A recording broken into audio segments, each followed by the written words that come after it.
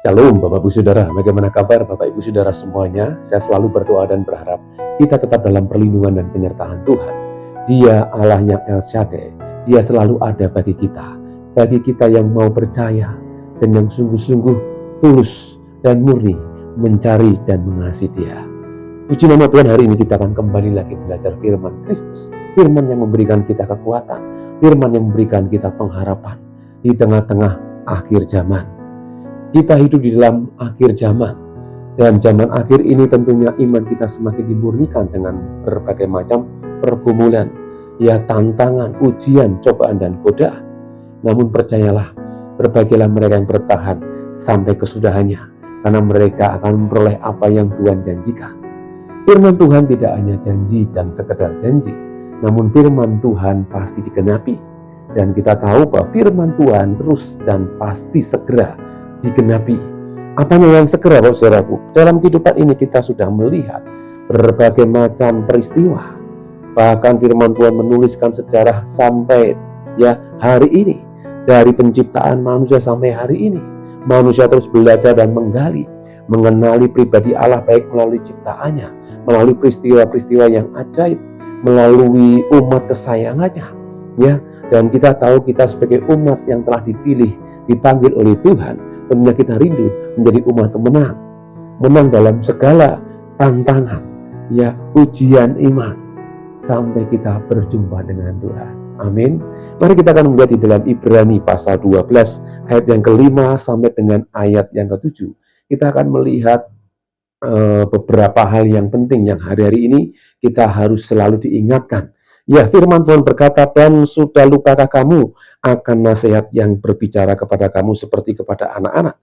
Hai anakku, janganlah anggap enteng didikan Tuhan, dan janganlah putus asa apabila engkau diperingatkannya. Minggu lalu kita sudah belajar bagaimana kita menjadi dewasa di dalam Tuhan, dewasa di dalam Kristus. Kata dewasa itu adalah semakin mengenal, menghidupi pribadi Allah, karakter Tuhan Yesus Kristus dalam hidup kita, sehingga pertumbuhan iman itu terwujud ketika Yesus hidup di dalam diri kita, sehingga firman Tuhan atau puji-pujian mengatakan, hidupku bukannya aku lagi, namun Kristus di dalamku. Ini yang terus bekerja dalam hidup kita, orang-orang yang dipanggil oleh Tuhan. Ini bukan perkara yang mudah, karena di mana pribadi kita, keakuan kita betul-betul tidak hanya digeser, tapi kita menempatkan pribadi Kristus sebagai pribadi Allah, berkuasa penuh atas hidup kita. Disitulah proses di mana pendewasaan terus terjadi, sehingga kita betul-betul mematikan segala kepentingan hidup kita. Ini memang tidak mudah, namun kita tahu bahwa Tuhan sedang dan terus bekerja dalam hidup kita untuk menjadikan seluruh umat Tuhan serupa dengan Kristus. Baik pengajaran, pola hidup, cara hidup, kita dipimpin oleh Tuhan melalui Roh Kudus. Sehingga kalimat, hai anakku, janganlah anggap enteng didikan Tuhan. Poin pertama, bagaimana kita bisa terus hidup dalam pertumbuhan iman, dalam kedewasaan rohani. Kita diminta, janganlah anggap enteng didikan Tuhan. Setiap pergumulan, setiap persoalan yang kita hadapi, kita sedang terus dilatih untuk berjuang, untuk mau mendengar suara Tuhan. Samuel ketika dia dilatih Tuhan untuk belajar mendengar suara Tuhan, dia belum paham, dia belum mudeng, orang Jawa bilang. Namun dia dilatih untuk bisa mengerti suara Tuhan. Dan hal ini yang sebenarnya kita semua tentunya memiliki kerinduan bisa mendengar suara Tuhan, dan kita bisa melakukannya setiap hari. Sehingga ada satu tokoh dalam Alkitab, yaitu Henokh. Dia bergaul dengan Tuhan 65 tahun dia hidup, setelah melahirkan Metusalah. Kemudian dia 300 tahun dia terus bergaul dengan Tuhan. Ini hal yang tidak mudah, namun dia terus menikmati kehidupan bersama dengan Tuhan di tengah-tengah kehidupan yang tidak mudah. Dia juga berani menolak, berkata tidak untuk sesuatu yang Tuhan tidak suka. Apalagi di zaman sekarang. Tidak mudah Bapak Saudaraku berkata tidak atau menolak hal-hal yang kadang kita masih sungkan untuk berkata tidak dan menolak sesuatu yang Tuhan tidak sukai. Namun firman Tuhan hari ini mengingatkan supaya kita janganlah anggap enteng didikan Tuhan. Tuhan mengajar kita dengan berbagai macam cara. Ya, dengan berbagai macam pergumulan, ya, tantangan, persoalan untuk kita tetap percaya kepada Tuhan. Kemudian yang kedua, janganlah putus asa apabila engkau diperingatkannya. Seringkali orang ketika diingatkan, malah sakit hati. Ini bentuk wujud daripada belum memiliki rasa dewasa. Ketika diingatkan, malah mutung. Walaupun ada yang mengalami, itu butuh waktu untuk bisa pulih kembali, bisa menerima nasihat. Ya, dulu ketika kita ditegur, kita sakit hati, tapi teguran yang dari Tuhan, nasihat yang dari Tuhan, itu mendatangkan sukacita. Walaupun ketika kita menerimanya, kita berduka, sedih, nggak enak, marah, campur emosi. Ini terjadi dalam kehidupan kita orang-orang yang sedang dilatih. Ya, sehingga ayat 11 dikatakan, memang tiap-tiap ganjaran pada waktu ia diberikan tidak mendatangkan sukacita, tetapi duka cita. Tetapi kemudian ia menghasilkan buah kebenaran yang memberikan damai kepada mereka yang dilatih olehnya. Bersyukur kepada Tuhan jika kita masih terus dilatih oleh Tuhan. Dulunya tidak bisa sabar, sekarang bisa sabar, baik dengan suami, dengan istri, dengan anak-anak, dengan siapapun. Kita dilatih untuk bisa memiliki kesabaran, untuk menahan diri. Amin, Bapak Ibu Saudara. Ya, poin yang kedua ini, jangan putus asa apabila engkau diperingatkannya. Ini perkara yang tidak mudah, namun membangun hidup kita ketika kita mau menerima ajaran dan didikan Tuhan. Ya, jangan putus asa. Putus asa itu putus harapan. Ya wis lah, aku memang koyok gini, aku ndak bisa diubah, aku ya wis koyok gini iki. Sehingga orang bilang berkata watak susah untuk berubah. Kalau watuk bisa dikasih obat, tapi dalam Tuhan kita harus tahu Tuhan mengubah karakter manusia.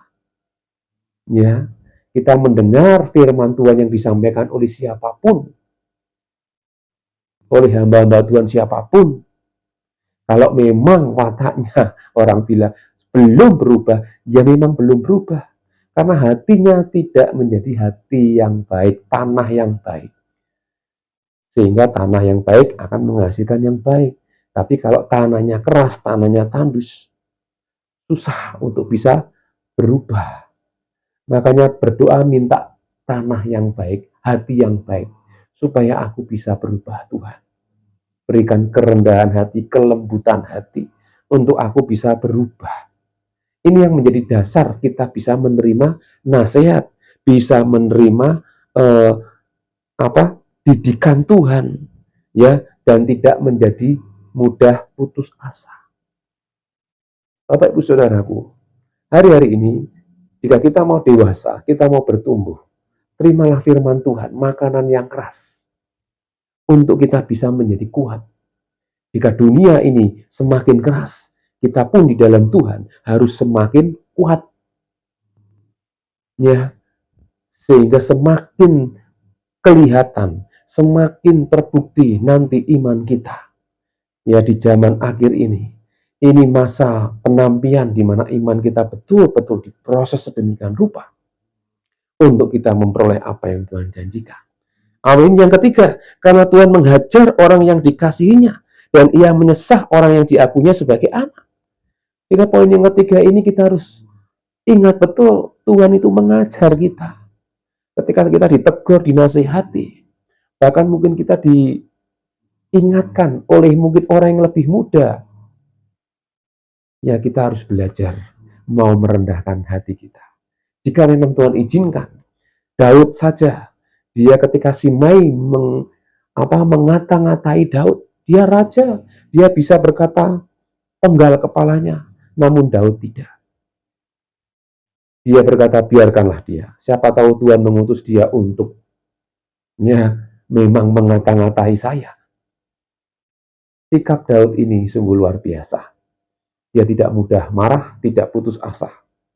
Walaupun dia punya hak untuk bisa melakukan apa yang dia mau.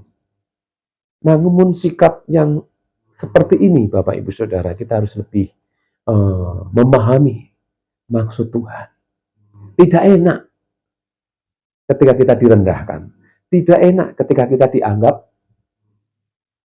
lemah atau kita direndahkan. Namun percayalah, jika Tuhan izinkan itu untuk membuat kita semakin kuat di dalam Tuhan. Amin. Ya, sehingga poin ketiga ini, karena Tuhan menghajar orang yang dikasihinya. Karena kita dicintai, dikasih oleh Tuhan. Tuhan mendidik kita. Ya, orang tua kita mendidik dengan tempo waktu yang terbatas. Namun Tuhan mendidik kita seumur hidup kita. Ya, untuk kita semakin memahami Tuhan mau bawa hidup kita ini kemana. Ya, dan ia menyesah orang yang diakuinya sebagai anak. Menyesah. Menyesah itu melatih, mendisiplin. Ya, apa yang tidak diinginkan oleh si anak. Ya, apa yang tidak diharapkan oleh si anak atau keinginan si anak itu harus betul-betul dibuang, dipangkas. Bagaimana keinginan ya Bapa Tuhan Allah itu harus dilakukan oleh si anak. Sehingga Yesus menjadi teladan sebagai manusia. Ketika dia akan disalib secara manusia, ya, dia kalau bisa lalukan cawan ini, berarti dia memang ya dikatakan takut. Bukan takut apa, Bapak Saudaraku, karena dia manusia, manusiawi. Nah, mana sifat ketuhanannya? Ya, saya tidak membahas tentang pribadi Tuhan Yesus sebagai manusia dan Tuhan, karena memang dia adalah manusia dan juga Tuhan. Tapi ketika dia mengalami masa-masa yang sangat berat ini, dia menunjukkan kepada kita bahwa manusia kita lemah. Manusia kita tidak berdaya. Ya, jadi ketika dia berdoa, biarlah kehendak-Mu yang jadi. Ini perkara yang tidak mudah, keputusan yang tidak mudah. Satu hal yang harus diambil, kehendak-Mu Tuhan yang terjadi. Ini bukan perkara yang harus diperdebatkan. Ya, kalau Yesus itu adalah pribadi manusia dan juga pribadi Allah. Namun satu hal yang kita tahu bahwa dia adalah manusia dan juga pribadi Allah. Amin, Bapak Ibu Saudara. Ya, jadi kata ia menyesal orang yang diakuinya sebagai anak. Ketika kita diperhadapkan oleh masalah yang tidak mungkin kita bisa lakukan, disitulah Tuhan beracara. Di tengah-tengah kesulitan, di tengah-tengah seolah doa kita ini dikatakan langit seperti tembaga, lantai seperti besi, ya, tidak ada harapan. Disitulah karya Tuhan yang besar akan dinyatakan kepada kita. Amin, Bapak Ibu Saudaraku. Ya, ayat 7, jika kamu harus menanggung ganjaran, Allah memperlakukan kamu seperti anak. Di manakah terdapat anak yang tidak dihajar oleh ayahnya? Ayat 8, tetapi jikalau kamu bebas dari ganjaran yang harus diderita setiap orang, maka kamu bukanlah anak, tetapi anak-anak gampang. Poin terakhir, poin yang keempat.